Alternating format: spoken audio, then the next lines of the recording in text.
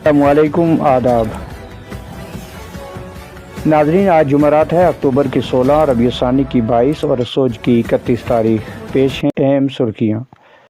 پونچھ میں راجہ سکھدیو سنگھ اسپتال پونچھ میں ایک خاتون کی موت، ورثاء نے ڈاکٹروں پر لگایا لاپرواہی کا الزام، معاملہ انتظامیہ کے ہاتھوں، مکمل تحقیقات کا یقین۔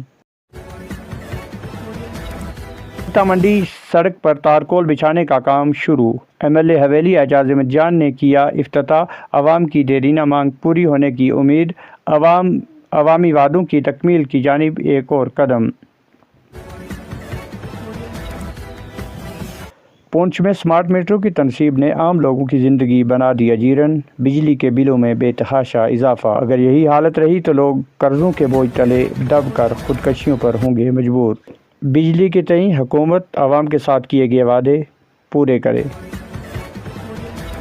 ایل جی منوج سنہا کا دہشت گردی متاثرین کو انصاف کا عزم، لیفٹیننٹ گورنر نے کہا متاثرہ خاندانوں کو انصاف دلانا حکومت کی اولین ترجیحات۔ ریاستی کابینہ نے اسمبلی کے لیے 3 اہم بلوں کو دی منظوری، قانون سازی کے عمل کو تیز کرنے کے لیے جموں کشمیر نے کھانسی کے 3 شربتوں پر فروخت اور استعمال پر پابندی کی عائد، عوامی صحت کے تحفظ کے لیے لیا گیا بڑا قدم۔ 1965 کی جنگ میں شہید ہوئے وطن کے جانبازوں کو لیفٹیننٹ گورنر منوج سنہا نے کیا خراج تحسین پیش، سابق فوجیوں کو نوازا گیا اعزازات سے۔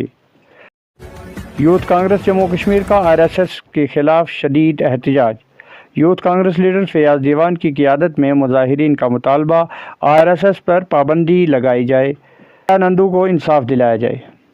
یوتھ کانگریس جموں کشمیر نے RSS کے مبینہ جرائم، خصوصاً کیرالہ کے IIT طالب علم انانندو کے استحصال کے خلاف شدید احتجاج کرتے ہوئے تنظیم پر مکمل پابندی عائد کرنے کا کیا مطالبہ۔